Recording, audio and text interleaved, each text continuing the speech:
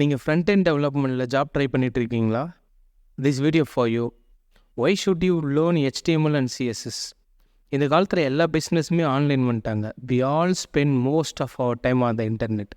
நம்ம பார்க்குற எல்லா வெப்சைட்லேயுமே வந்து HTML அண்ட் CSS லாங்குவேஜ் கண்டிப்பாக இருக்கும். நம்ம இந்த பிளேலிஸ்ட்டில் HTML அண்ட் CSS தான் பார்க்க போகிறோம். வாங்க, let's get in to the video. Before that, I am asking for your help. Please take a moment to comment or like for this video. So அது பாசிட்டிவாக இருக்கலாம், நெகட்டிவாக இருக்கலாம். பாசிட்டிவாக இருந்தால் தம்ஸ் அப் கொடுங்க, இல்லை தம்ஸ் டவுன் கொடுங்க. Okay, and if you like my content, please consider to subscribing for more videos. Yeah, thank you. நம்ம HTML CSS ஸ்டார்ட் பண்ண 2 டூல் நமக்கு வேணும். ஒன்று வெப் ப்ரௌசர், இன்னொன்று வந்து code editor. I would prefer Chrome and VS code.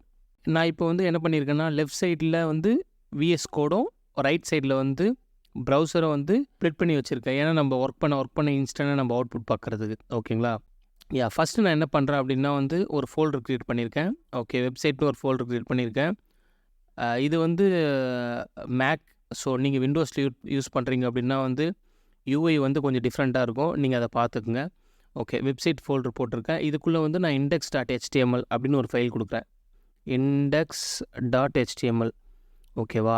ஏன் index.html அப்படின்னு கொடுக்குறோம் அப்படின்னா வந்து இந்த நேமிங் கன்வென்ஷன் வந்து இதுதான் வந்து ஒரு ஸ்டாண்டர்டான அது. அதனால தான் வந்து நான் index.html கொடுக்குறேன். நீங்கள் வந்து வேறு நேமில் கூட வச்சுக்கலாம். ஃபார் எக்ஸாம்பிளுக்கு mail.html வச்சுக்கலாம். ஏன் இப்படி வைக்கக்கூடாது அப்படின்னா வந்து 2 விஷயம் நம்ம index.html வைக்கிறதுக்கு.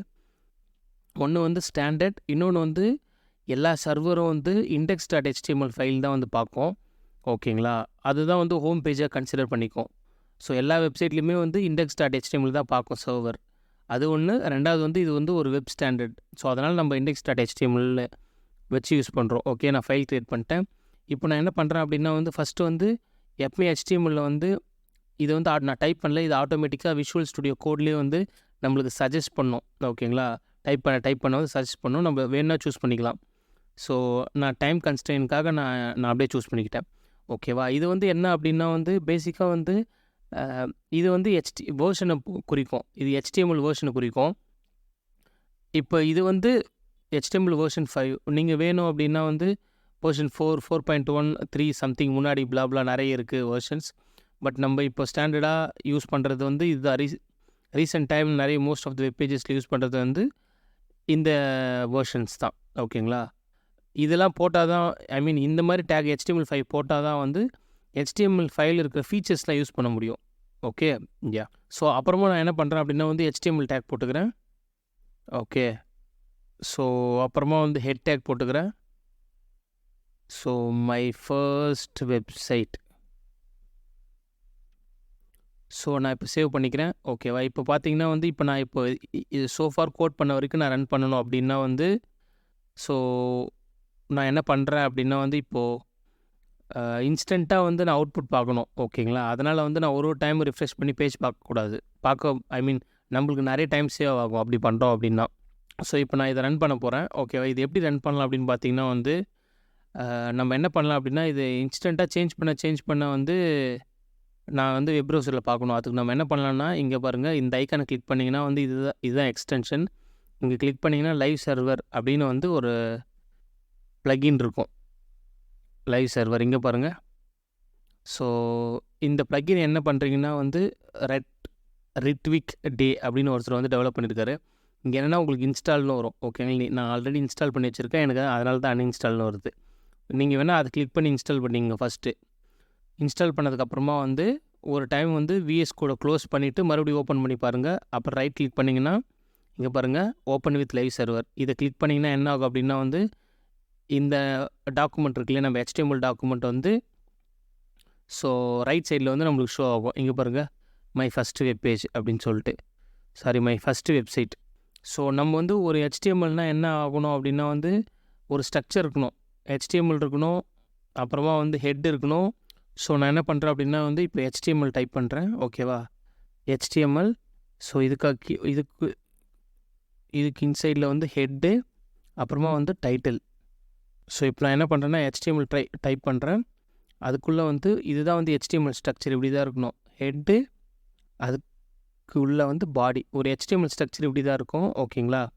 ஸோ இப்போ நம்ம என்ன பண்ணலாம் அப்படின்னா டைட்டில், எனக்கு வந்து டைட்டில் வேணும் இதுக்கு. மை ஃபர்ஸ்ட், இது எங்கே வரும் அப்படின்னு சொல்லிட்டு நான் இன்னும் கொஞ்ச நேரத்தில் சொல்கிறேன். My first web page. ஓகேவா? சேவ் பண்ணிவிட்டு நான் இப்போ ரன் பண்ணுறேன். ஸோ ரைட் கிளிக் பண்ணி நம்ம ஆல்ரெடி இந்த இன்ஸ்டால் பண்ணி வச்சுருக்கோம் இல்லையா Visual Studio Code. So right click பண்ணி இங்கே பாருங்கள் ஓப்பன் வித் லைவ் சர்வர்னு வரும். இங்கே கிளிக் பண்ணிங்க அப்படின்னா ஆட்டோமேட்டிக்காக இங்கே நம்மளுக்கு ஓப்பன் ஆகிடும்.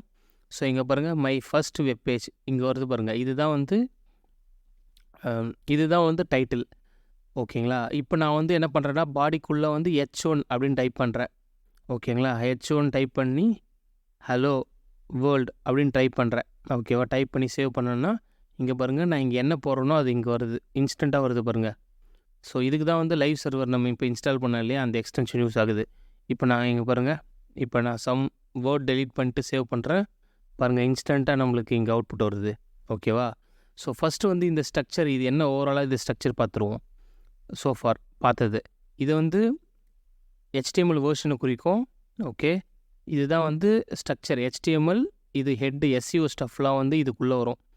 டைட்டில், மெட்டா டேக் எல்லாமே, டிஸ்கிரிப்ஷன், கான்டென்ட் அந்த மாதிரி விஷயங்கள்லாம் இது நம்ம போக போக இன் ஃபியூச்சர் வீடியோஸில் இன்டெப்த்தாக பார்ப்போம்.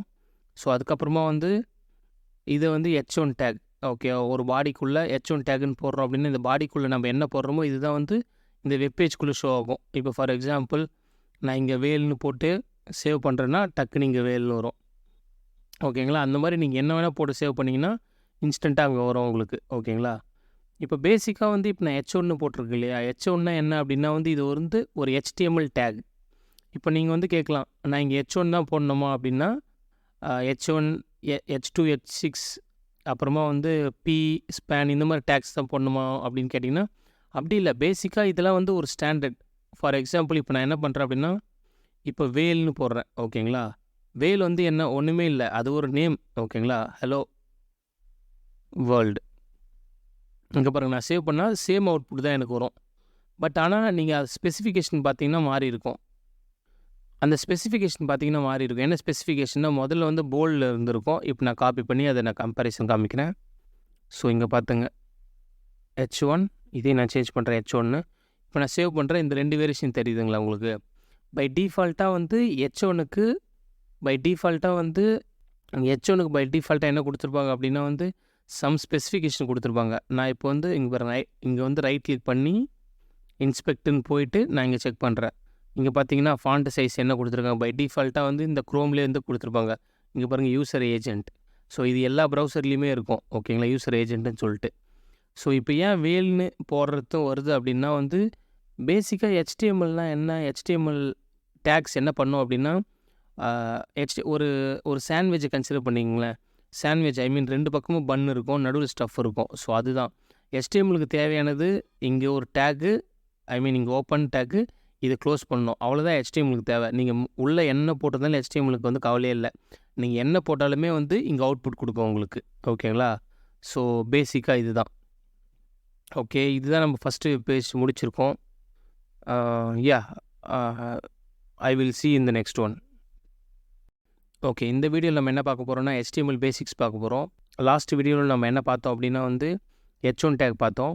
ஓகேவா? ஸோ இப்போ அந்த மாதிரி வந்து H2, H3 நிறைய டேக்ஸ் இருக்குது. ஸோ H2, H3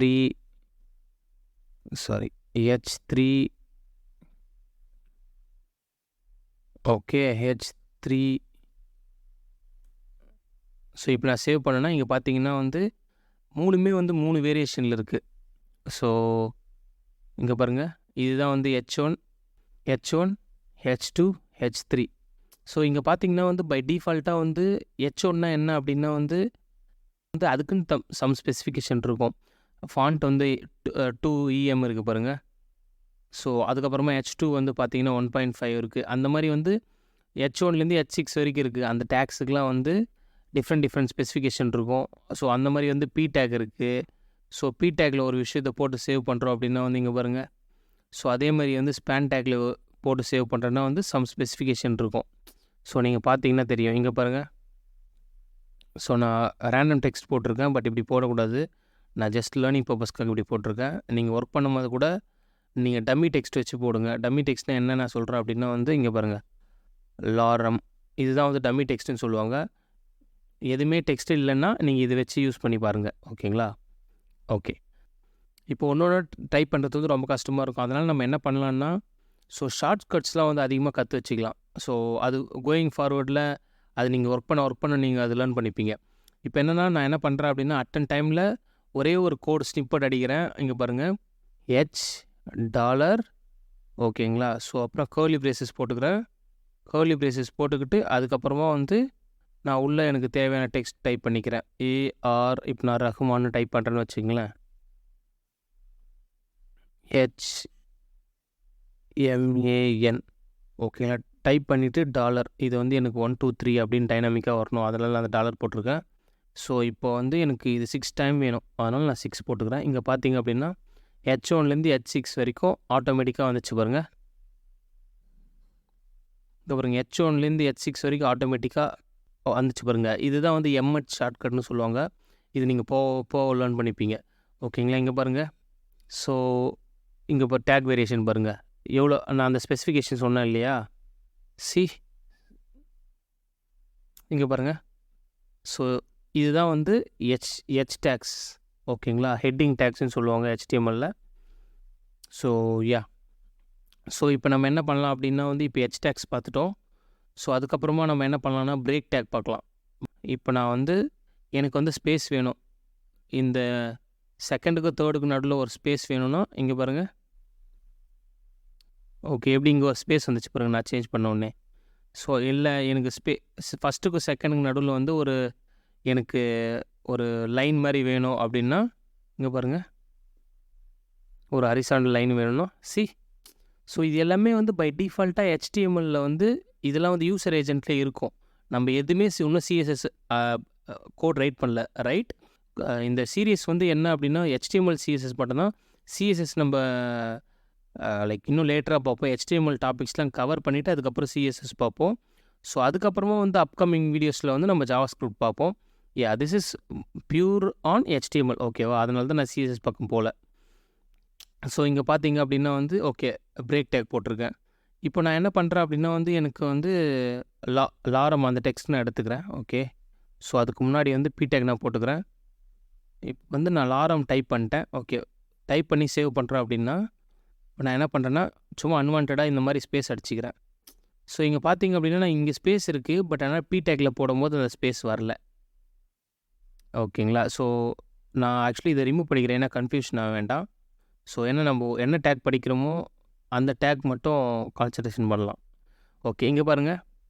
ஸோ இப்போ நான் உள்ளே இங்கே ஸ்பேஸ் இருக்குது, டேக்குள்ளே ஸ்பேஸ் இருக்குது. இது ஆல்ரெடி நான் மென்ஷன் பண்ண மாதிரி இது வந்து டம்மி டெக்ஸ்ட்டு தான். ஸோ அதனால் நீங்கள் என்னன்னு சொல்லிட்டு இதை அனலைஸ் பண்ண தேவையில்ல. ஓகே, ஸோ இப்போ நான் என்னென்னா எனக்கு இதே வந்து இங்கே நான் ஸ்பேஸ் கொடுத்தா எனக்கு ஸ்பேஸ் வரணும் அப்படின்னா நம்ம என்ன பண்ணலாம் அப்படின்னா வந்து டேக்னு ஒன்று இருக்குது. ஓகே, டேக்கில் வந்து இங்கே பாருங்கள் லாரம் இப்போ பாருங்கள் நான் இங்கே எவ்வளோ ஸ்பேஸ் கொடுக்குறோம் எனக்கு எக்ஸாக்டாக அப்படியே வந்து எனக்கு அப் அண்ட் ஆகும். இங்கே பாருங்கள், இதுதான் வந்து டேக்கும் டேக்கும் உள்ள டிஃப்ரென்ஸ். ஓகேங்களா? இப்போ நான் வந்து பேசிக்காக நம்ம வந்து ஒரு கோடு டெவலப் பண்ணும்போது என்ன பண்ணணும் அப்படின்னா வந்து ஆக்சுவலி கமெண்ட் வந்து போடணும். கமெண்ட் எதுக்காக அப்படின்னா வந்து நம்ம ரைட் பண்ணுற கோடை வந்து இன்னொரு டெவலப்பர் வந்து ஈஸியாக வந்து அவர் அண்டர்ஸ்டாண்ட் பண்ணுறதுக்கு mandatory for good developers, actually not developers, good developers. So இங்கே பாருங்கள், இப்போ நான் கமெண்ட் போட்டு சேவ் பண்ணுறேன்னா இந்த கமெண்ட்லாம் வந்து இங்கே நம்மளுக்கு ரெண்டர் ஆகாது ப்ரௌசரில். ஓகேங்களா? இதெல்லாம் பை டிஃபால்ட்டாகவே வந்து இந்த மாதிரி கமெண்ட் போட்டிருந்தா நீங்கள் நன் பண்ணிவிடுங்க அப்படின்னு சொல்லிட்டு அவங்க பை டிஃபால்ட்டாகவே வந்து இது டிஃபால்ட்டாகவே இருக்கும், நம்ம எதுவுமே பண்ண தேவையில்ல. பட் இப்போ நான் என்னென்னா இங்கே பாருங்கள், இந்த மாதிரி கமெண்ட் போட்டு எழுதணும் அப்படின்னா வந்து இதுக்கப்புறமா வந்து நம்ம ஒரு ப்ராஜெக்டில் ஒர்க் பண்ணுறோம், அந்த கோட் பேஸில் வேறு யாராவது ஒர்க் பண்ணுறாங்க அப்படின்னா வந்து அவங்க ஈஸியாக இது எதுக்காக இருக்குது அந்த மாதிரி அவங்க வந்து ஈஸியாக அண்டர்ஸ்டாண்ட் பண்ணிப்பாங்க. ஃபார் எக்ஸாம்பிள் இங்கே பாருங்கள், நான் வந்து இப்போது இங்கே டம்மி டெக்ஸ்ட் அப்படின்னு போடுறேன்னு வச்சுங்களேன். இங்கே பாருங்கள் டம்மி டெக்ஸ்ட். இப்போ நான் இதை வந்து ஒரு கிட்டப்பில் கோட்டை வந்து உங்களுக்கு புஷ் பண்ணுறேன். ஓகேங்களா? புஷ் பண்ணுறேன்னா நீங்கள் அதுக்கப்புறமா வந்து ஒரு 2 வீக்ஸ் 3 வீக்ஸ்க்கு அப்புறம் வீடியோ பார்த்துட்டு ஒரு 3 வீக்ஸ்க்கு அப்புறம் டவுன்லோட் பண்ணி பார்த்தா கூட இது ஏன் இப்படி போட்டிருக்காருன்னு உங்களுக்கு தெரியாது இல்லையா? இங்கே பாருங்கள், நான் டம்மி டெக்ஸ்ட்னு இப்போ போட்டிருந்தனால உங்களுக்கு டக்குன்னு அங்கே சிங்க் ஆகிடும். ஓகே, இது டம்மி டெக்ஸ்ட் அப்படின்னு சொல்லிட்டு.